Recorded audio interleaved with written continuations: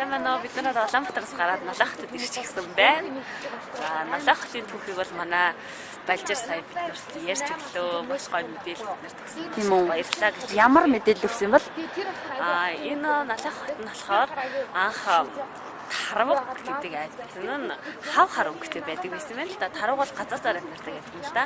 Тэгээд Оросод гайхаад энэ яагаад ингэж байна гэдэг нүүрс энд байгаа мэнэ гэдгийг мэдсэн байна.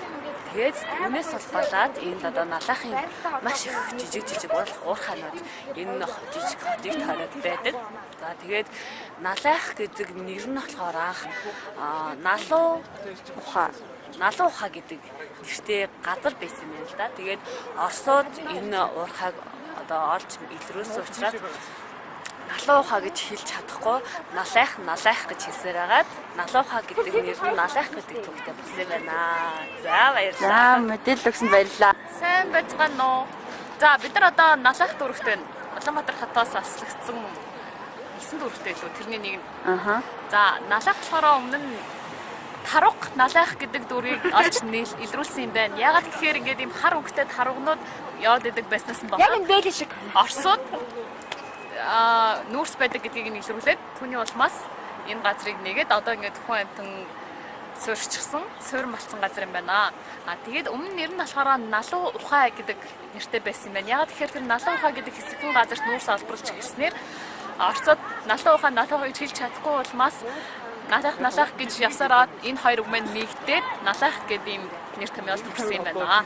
За тэгээд одоо Монголын нүүрсний өвлийн хэрэгцээг хангадаг ийм дүр болсон байна. Хүмүүс хотоос төвөөс нүүрс авахаасаа илүү одоо гэр хороол ч юм уу тийм нүүрс хэрэглэдэг ихэр хэрэгцээтэй айлууд нь зориод энэ хотоос 30 минутын зайтай газар ирээд нүүрс авах нь хямд систем байна. За баярлалаа. За сайн байна уу? Сайн байна уу? За бид нар одоо хаана ирсэн байгаа лээ? За бид яг одоо Налах дүүргийн төв зэг дээр зогсож байна. За одоо бидний Налах дүүргийн соёлын ордон харагдаж байна. Энэхүү соёлын ордон анх 1959 онд байгуулагдсан. Одоо удахгүй 50 жилийн ойр болох гэж байна. За чи сая биднэрт нөгөө Налахын нэрний талаар сонирхолтой юм ярьж өгсөн шүү дээ. Тэргээ дахиад ярьж болох уу? За Налах дүүрэгт болохоор Налуу ухаа гэсэн нүүрсний гол ам байдаг байсан юм байна.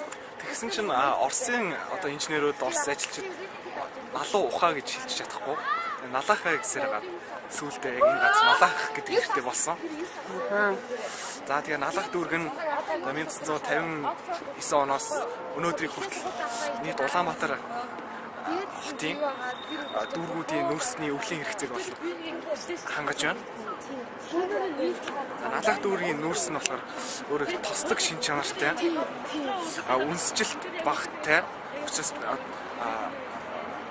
одоо хүмүүс яг хэрэглэхэд бол тохиромжтой, дулааны илчлэг чанар сайтай байдаг. Тэгээд Налах дүүргээс сутлуу зөөдгөх нь нүүрс тээвэрлэх зардал нь хямд болохоор олон илүү төгссөн Улаанбаатартай. Налах дүүрэг нь ойролцоогоор 30 мянган хүн амтай.